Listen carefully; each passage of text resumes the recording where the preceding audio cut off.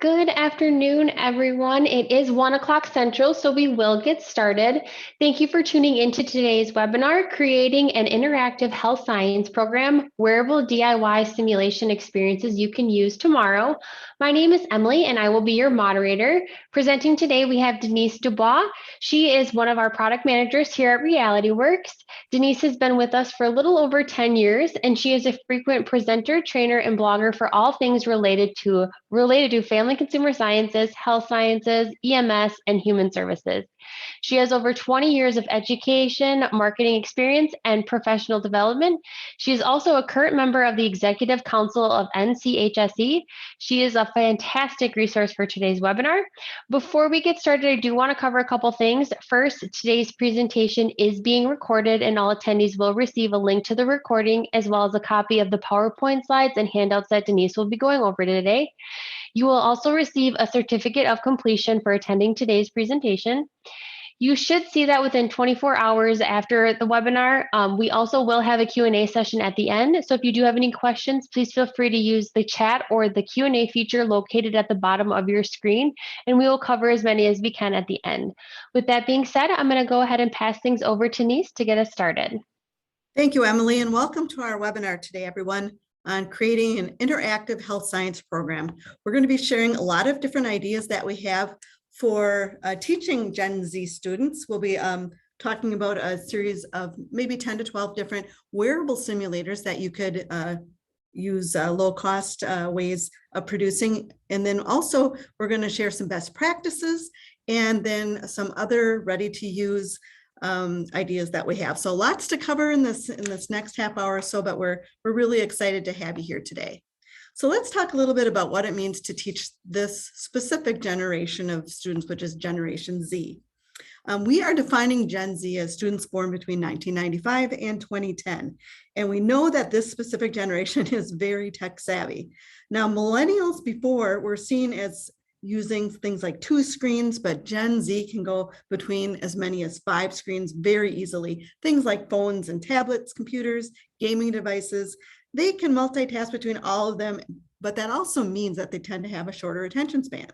They're used to those short, brief things like tweets and instant messaging. So how do you teach them? Well, one interesting thing that we found through Microsoft, they did a research study, and it found that the human attention span is shortening. At just 8 seconds, they say it's now shorter than the attention span of an average goldfish, which is a really interesting statistic. So we know that Gen Z views the internet and online resources as knowing more than teachers sometimes. Perhaps you've had students that have challenged you in class or sent you an email about something that they have found online that perhaps contradicts you or a textbook. They also connect more easily with teachers as facilitators or guides. And we find that many effective teachers are doing tasks right alongside their students and showing them it is really okay to make mistakes. We know that instructors now are sometimes seen as coaches and are adapting teaching to this new generation. And it's not easy, especially been in the classroom a long time, to necessarily change, but that is really how this generation does respond. So how do we teach this generation? Well, if you're used to using things like lecture, with PowerPoints and things like this, one good thing to do is break them up, shorter chunks. Incorporate quizzes, activities, or maybe hands-on demos every few slides or every few minutes. Provide them with more than just the textbook. So things like videos or online activities, things like group work and models tend to work very, very well with this generation. Using a variety to keep their attention and give them an experience is important. If you're flexible in your teaching methods and the way you communicate with this generation of students, you will be successful. It's all about that experience. Here's a good statistic, or interesting statistic. Students read less than 20% of the text. Well, then how are they learning the other 80% of the content? They tend to be disengaged from the learning if they don't see the relevance. They want to know, how will I use this in real life? So that's why hands-on learning resources resonate with these students. It can provide an experience that they can relate to in real life. So that's why we are really keen on the whole idea of simulation, wearables, and hands-on learning. So we all know probably intuitively the benefits of wearable simulation experiences. But we recently had a research study done on one of our wearables. It's our geriatric simulation wearable, where you put it on and it gives you common conditions of aging. And we had a college professor, Steve Bowen. He wanted to study the effect of geriatric wearable simulators on his graduate students that was part of an occupational therapy students. And he said, you know, when you're asking an elderly person with arthritis to open a jar, you need to think a little bit differently. He said it's good for students to get that realistic perspective before they go into practice so they can better understand what they're dealing with. So he used our geriatric simulation suit and our sensory impairment kit, which are both wearables, to show how the use of age simulation gear during daily activities changed students' empathy toward aging adults. And here's what he learned. First of all, aging simulations seem to improve empathy toward the aging population. Geriatric simulations can promote understanding of that targeted population, and simulation exercises with a wearable like that can help your students understand both potential struggles and also the benefits of aging. And with increased sensitivity and empathy, we believe involves improved care in the end. So this study was done in the last year, and we're very happy to see this because we really believe strongly in simulations, wearables, and just that experiential learning with our students. So now we're going to share a series of ideas that we've come up with for creating some of your own simulation experiences that you can use in your classroom that can really help make it more interactive. And not all of them need to be high fidelity. There's a lot of benefits to be gained by even low fidelity simulation experiences. So here's a few that we had for simulating visual impairment. First of all, you could wear glasses smeared with something like soap or Vaseline, and that can simulate cataracts. You could even wear glasses with the wrong prescription or wear sunglasses indoors to simulate things like macular degeneration or even glaucoma.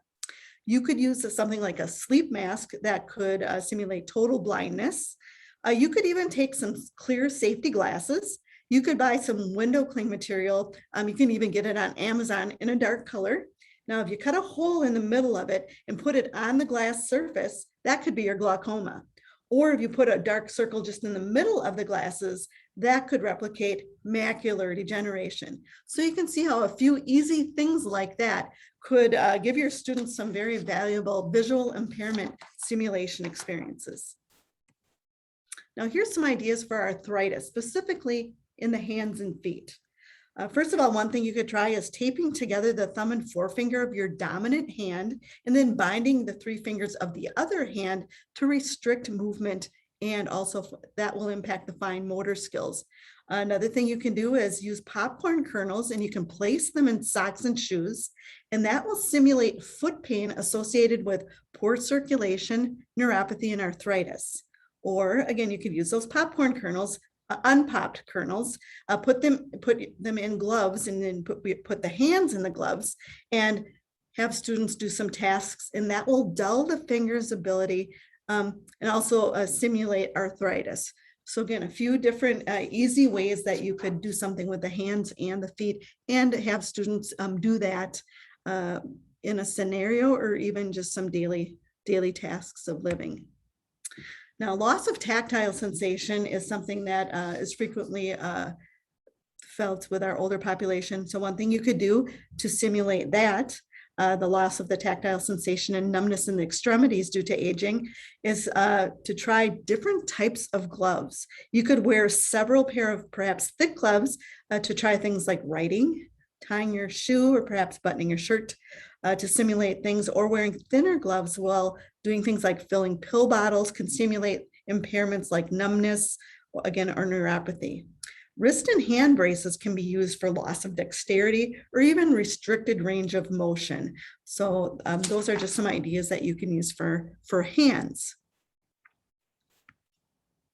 Now let's talk hearing impairment.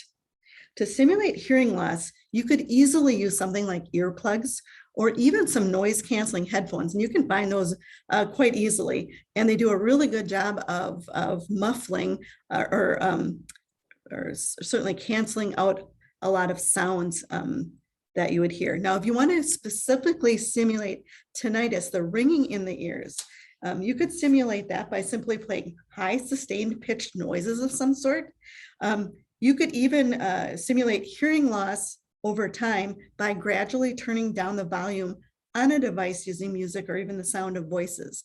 And I do know that I've done some searching on YouTube, and there are some tinnitus simulation audio tracks that are out there on YouTube. If you just put in like tinnitus simulator or hearing impairment simulator, and those audio tracks can also do a really good job of helping students understand what is it like to have hearing impairment just in general, and having to live with that. What does that do? How does that isolate you and things like that? So some hearing impairment ideas. One thing that people experience could be COPD or emphysema. So to simulate conditions like that, you could do the following. First of all, you could have your students breathe through a straw as long as they can, and that's harder than it sounds. Or you could get some kind of compression garment or a binder to enable students to physically experience COPDs, typically strenuous, labored, shallow, kind of upper chest only breathing, as well as the subsequent fatigue, irritability, and emotional distress that inevitably results from that sensation of not being able to get enough air. That drowning feeling, or that feeling like you just can't breathe, that's very frightening. So these two simple ways of doing that will really give your students an aha moment if they're going to be potentially working with patients that might have those conditions.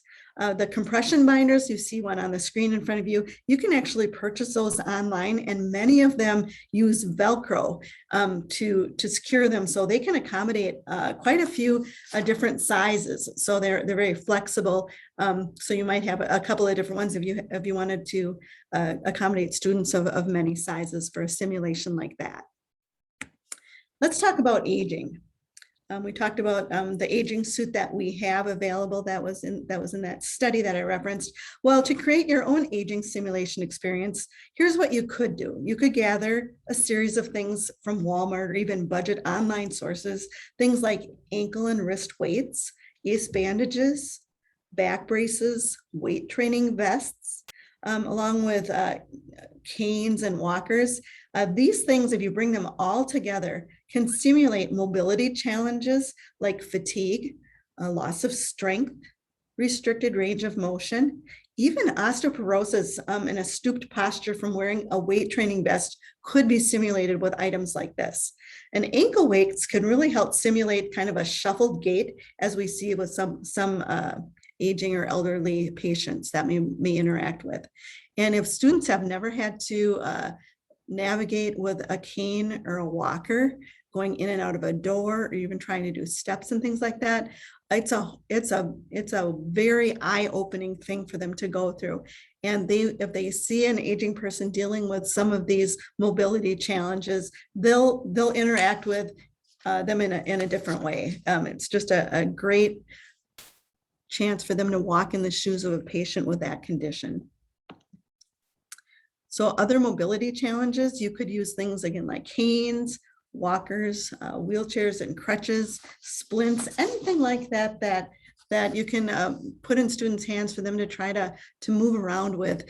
Movement's different. You have to think about things a little bit differently as you do daily living. So, and a lot of these things you can get maybe donated or get very cheaply, but the mobility challenges are a real thing for patients to deal with. So if you can have your students use things like that, it could be a really eye-opening thing for them. Now, here's something about stroke or weakness on one side of the body. We know that hemiparesis is that weakness on the one half, while hemiplegia refers to paralysis that can affect one side. But because paralysis is an extreme form of weakness and nerve dysfunction, hemiplegia is more of an extreme form of hemiparesis, just to differentiate. But to simulate either one, on one side of the body, you could use a series of braces and bandages on the one side to make it difficult to do daily tasks and difficulty ambulating. It would simulate stroke or other related causes of that condition. And you can see if you put all of those things on the one side, and if they had a cane that they had to try to use, very, very good, cheap way for them to understand what it's like to live with the effects of stroke or life after a stroke. Pregnancy. Now, there are several commercial pregnancy simulators available. We have one here, our pregnancy profile, but here are a few do-it-yourself projects that you could try to make your own if you wanted to. First of all, you could take a backpack. We know all of our students have backpacks. Fill it with about 25 to 30 pounds of total weight. Now, the goal here is to fill up the space in that backpack to represent an average weight gain by that third trimester. And then you'd have your students wear it backward so that they can feel the difference in their center of gravity, pulled to the front.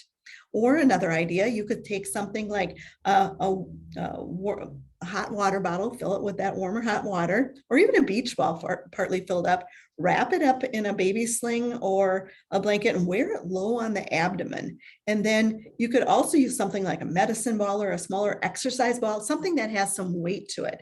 And then once students have it secured to the front of their abdomen, have them try things like tying their shoes, picking things up off the floor, sitting and standing up. Something as simple as that can really make them think about what it would be like in that third trimester of pregnancy when you have this weight and this shift, and what it's like for movement and just to live with that. Even though it's temporary, it's an eye-opening moment for them to experience that. Now, here's an idea for a breastfeeding simulator if that's some content that you are teaching in your curriculum. There are actually commercial breastfeeding simulators out there. I have one that I found. It's on the picture in front of you there. But to create your own very simple one, you could take an old bra, you could cut a hole in it, and then you could put nipple shields in that. And if you could use it the same way that the commercial version is over clothing to simulate what it's like to breastfeed. Perhaps if you've got programs or content that deal with things like doulas, childbirth education, midwives, things like that, that might be a simulation experience you might want to make available. Here's one that was really interesting that we got from a classroom teacher that came to one of our presentations at a conference. And she said she does this with her students. Now, it might not be for everybody, but here's how it works as an incontinence simulation experience. And this was a CNA instructor that did this one. She said her students never again thought the same way about patient dignity and incontinence issues. So she'd give each student an adult diaper, poured a cup of water into it. They go into the restroom and they actually put it on and wear it for an entire class period.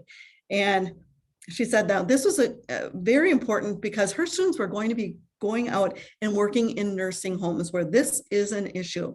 And she wanted them to recognize the importance of being attentive to patient needs as well as things of dignity and so forth. So I thought that was a pretty interesting one that came from a CNA instructor.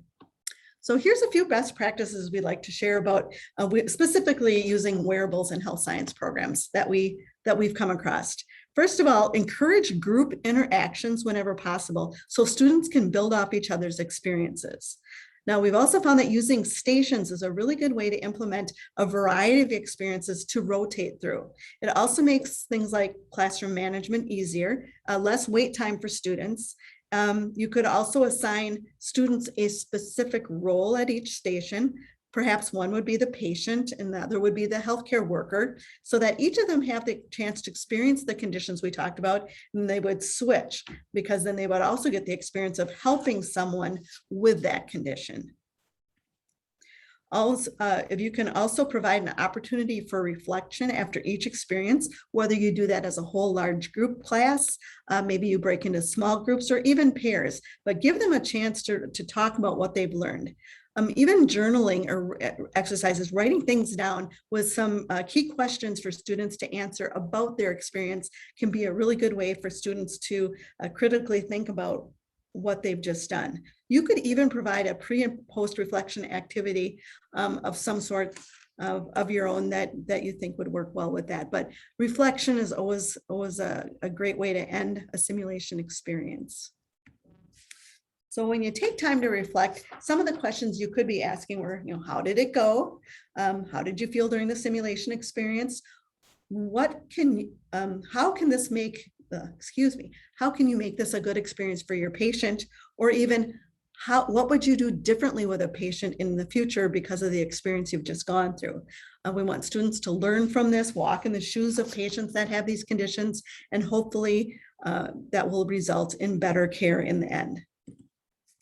Another thing to think about is using a combination of wearable simulations with scenario-based learning. So if you have a scenario that puts students in a condition where they're wearing the simulator, as well as acting out a scenario with it, it can teach not only those empathy, communication, and other soft skills, but sometimes there are also wearables that teach specific technical skills as well. So we've given you some ideas already, but we can also help you save time with some of our wearable simulation products. And we're just going to highlight a few so that you're aware of what we have. Now, all of them do come with curricula that use the simulator in the lesson plan, and all of them have gone through extensive testing here. So we know that the quality, they'll hold up, they're very durable. So here's just a snapshot of some of the wearables. We've got a geriatric simulation suit that I've referenced. We also have a pregnancy simulator, a hemiplegia simulator, a hearing impairment simulator, arthritis, and also a visual impairment simulator. And those types of wearables help teach empathy. We also have a geriatric medication management kit where students put on some visual impairment glasses and also some gloves. And then they're given a series of 6 different medications that they have to open up. They have to try to read the correct dosage and take the pills out. And it's, again, a good walk in the shoes of someone that is visually compromised, but also tactily compromised, and what it can do when they're having to try to manage multiple medications. So just a few insights into some of the wearables we have that teach specifically empathy and understanding. But we also have some that teach skills as well for health science. And here's just one example of a moulage kit. We've got several of those, but you could put something like this on a medical mannequin or even a standardized patient in a scenario. And you could do something like a skin assessment where you'd learn how to identify things like that, do the proper documentation, and so forth. Here are a few of our other wearable simulators that teach those technical nursing skills. Our blood pressure one, you can put it on and act out many scenarios, many different blood pressure scenarios. We've got some injection pads where it's a wearable. So you have to look the patient in the eye and explain how you're going to do an injection. We've got all sorts of venipuncture things because when it involves sticking a patient, that's a whole lot different when it's on someone and you're having to communicate rather than just doing it on a static trainer. And also we have a couple of different moulage kits. Moulage is just a great way to make things more realistic and increase student buy-in to any scenario you're going to do. We've also gone out and we've tried to find other sources for creating wearables for health science teaching. And here are a few other ideas that we came up with, that we found. I went onto the internet and did some searches, and on Pinterest, there was a website that showed you how to make your own needle insertion training pad. And I just thought that was really creative. So I have the link here, and we'll be sharing that in the email after the webinar. But if you just did a search on Pinterest and did needle insertion, this has a short video that it's 8 minutes long, but it takes you through what this teacher has done to create her own. And I thought that was quite creative and worth a mention. Here's another one that I found. It was called the Pedagogy Hand, and they have step-by-step directions on how you would create a hand for practicing IV starts. And I've included that link here as well. There are some very, very creative instructors out there that are doing a lot of their own things. And I thought these were really fun ideas to share. Some of you might want to try them. Here's one you might want to think about. It's using fruit for injection training. And there's there's more videos out there than just this on YouTube, but I found one specific to using an orange that you see on the right-hand side. But then there's also talks about a surgery on a banana.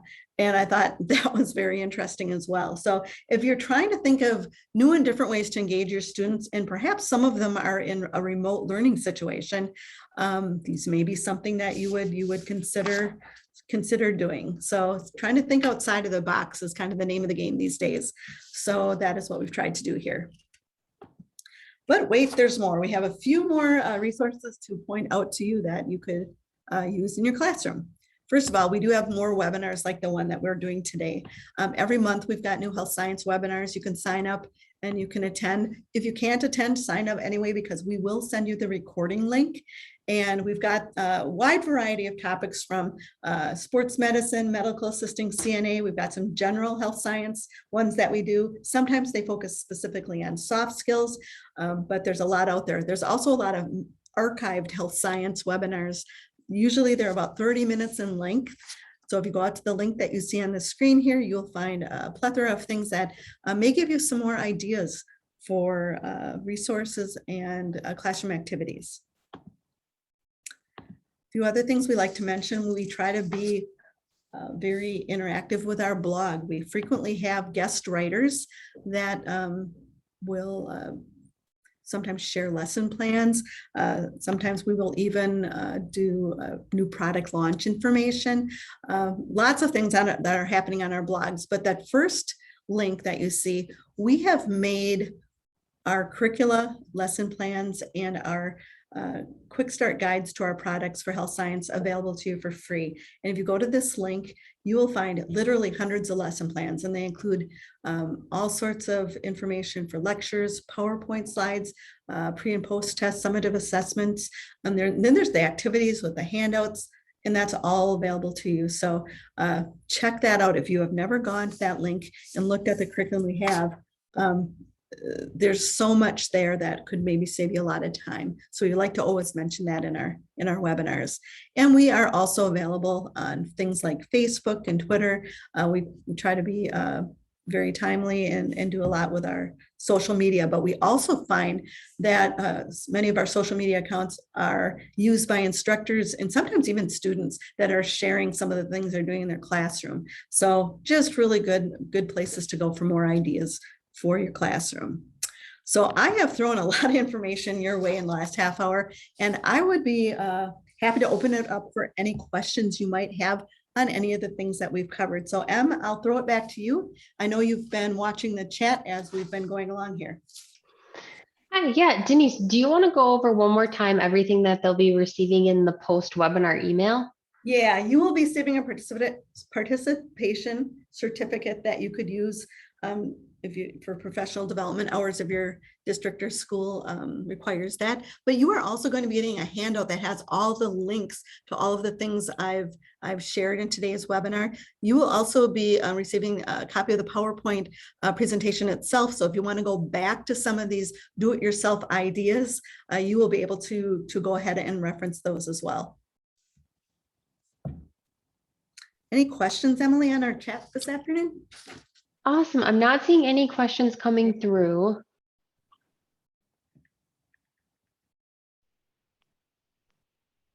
All right.